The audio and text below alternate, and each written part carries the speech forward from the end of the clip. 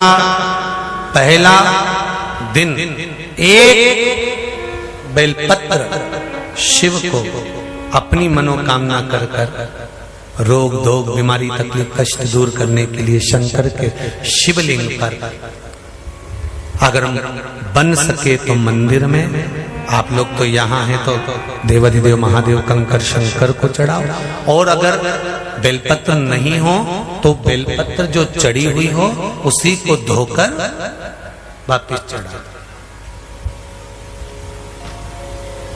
वापिस और सावन का महीना है, दिल से बाबा को रिझाओ। तो भगवान शंकर को श्रावण प्रिय है, एक कारण कहा कि मंथन में जो विष निकला उस विष का पान किया और भगवान देवताओं ने मिलकर भगवान शंकर का जलाभिषेक किया। दूसरा कारण कहा, माता सती ने शंकर को पाने के लिए श्रावण के महीने में ही सबसे ज्यादा साधना करी है। और क्या करा था माता सती ने? एक बालू का मिट्टी का शिवलिंग बनाती थी, प्रतिदिन शिवलिंग का निर्माण करती थी और शिवलिंग का निर्माण कर कर उसकी पूजन कर कर अर्चना कर कर उसका विसर्जन करती थी सती माता। और माता सती का नियम था भगवान शंकर को पाने के लिए शिवलिंग का तो हमारे यहाँ शिव महापुराण में लिखा है कि पार्थिव शिवलिंग का निर्माण होना चाहिए, और पार्थिव शिवलिंग का निर्माण करना है तो उसके लिए भी वर्णन करा गया। ब्राह्मण श्वेत मट्टी के शिवलिंग का निर्माण करे, वैश्य पीली मट्टी के शिवलिंग का निर्माण करे, क्षत्रिय लाल मट्टी के शिवलिंग का निर्माण करे और शूद्र काली मट्टी के शिवलिंग का निर्माण करे। कितना बड़ा शिवलिंग बनाना चाहिए? अगर हम पार्थिव शिवलिंग का निर्माण कर रहे हैं या हमारे घर में हम कोई मूर्ति रख रहे हैं या हमारे घर में हम कोई मूर्ति को विराजमान कर रहे हैं तो उस मूर्ति का भाव कितना बड़ा होना चाहिए? तो कहा, जमीन पर अपने हस्त कमल को रखकर अंगूठे को ऊंचा कर कर देख लो, बस इतनी बड़ी मूर्ति घर के अंदर होना चाहिए। चाहे वो लड्डू गोपाल की हो, चाहे वो दुर्गा भवानी की हो, चाहे वो राम जी की हो, शंकर जी की हो, कृष्ण की हो, जिसकी रखना हो, बस इतनी बड़ी मूर्ति घर के अंदर होना चाहिए। क्यों? इससे बड़ी अगर मूर्ति होती है तो जैसे मंदिर में सेवा होती है उतनी सेवा की उसको जरूरत पड़ती है, और अगर इससे छोटी मूर्ति होती है, जितनी छोटी होगी उतनी सेवा कम करना पड़ती है। तो मूर्ति जितनी छोटी होगी उतना सुख प्रदान करेगी, उतना आनंद देगी।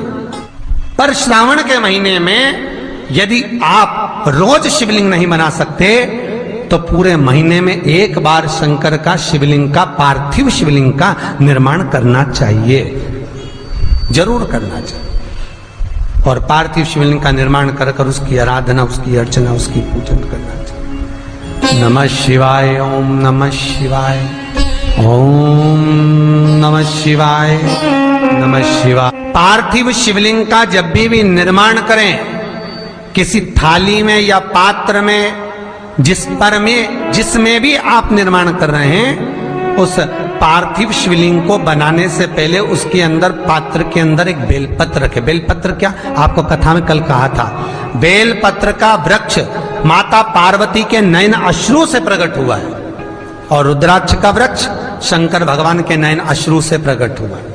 तो बेलपत्र रखकर फिर उसके ऊपर शिवलिंग का निर्माण करें, फिर उसके ऊपर शिवलिंग, उसका लाभ आनंदित होगा, उसका सुख आनंदित, वो आनंद फल देने वाला होगा। कई लोग सीधे थाली में शिवलिंग बना देते हैं। माता पार्वती के हस्त कमल पर शिवलिंग का निर्माण है महाराज, हस्त कमल सुख देने के लिए। तो भगवान शंकर के शिवलिंग का निर्माण करें। माता सती ने भी किया, यही श्रावण के महीने में माता सती शंकर भगवान के शिवलिंग का निर्माण करती है, पूजन करती है, अर्चना करती है। फिर शाम के समय उस शिवलिंग को मस्तक पर स्पर्श कर कर जलाशय में, कुंड में, जल में, बावड़ी में, कुएं में, तालाब में उसका विसर्जन करती है मां। दूसरा कारण कहा, सती शंकर को इसी श्रावण में रिझाई थी, इसलिए शंकर को श्रावण अति प्रिय है। कि पहले आती है नवमी, फिर आवेगी एकादशी देवसोनी। तो भंडारिया नवमी का मतलब क्या होता है?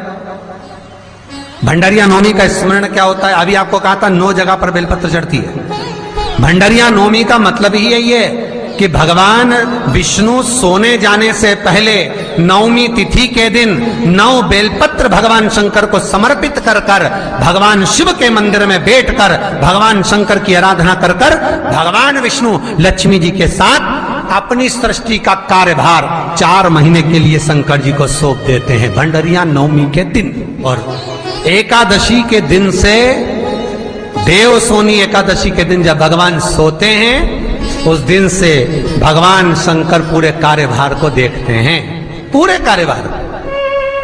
जब कार्यभार सौंपा गया, भगवान शंकर सृष्टि का संचालन करने लगे, तब ब्रह्मा और विष्णु ने आकर शंकर जी की आराधना यही श्रावण के महीने में करी थी कि आपने पूरा कार्य अच्छे से संभाला, इसलिए शंकर को श्रावण अति प्रिय है।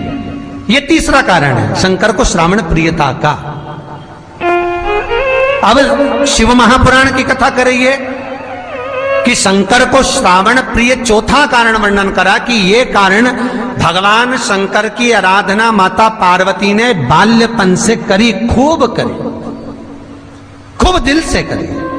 भगवान शंकर भगवान शिव जी को सावन का महीना क्यों पसंद है, इसके 3 कारण यहाँ पे बताए गए हैं। अगर आपको यह वीडियो पसंद आया होगा तो लाइक करिएगा, शेयर करिएगा। मेरे चैनल में नए होंगे चैनल को सब्सक्राइब करिएगा। हर हर महादेव।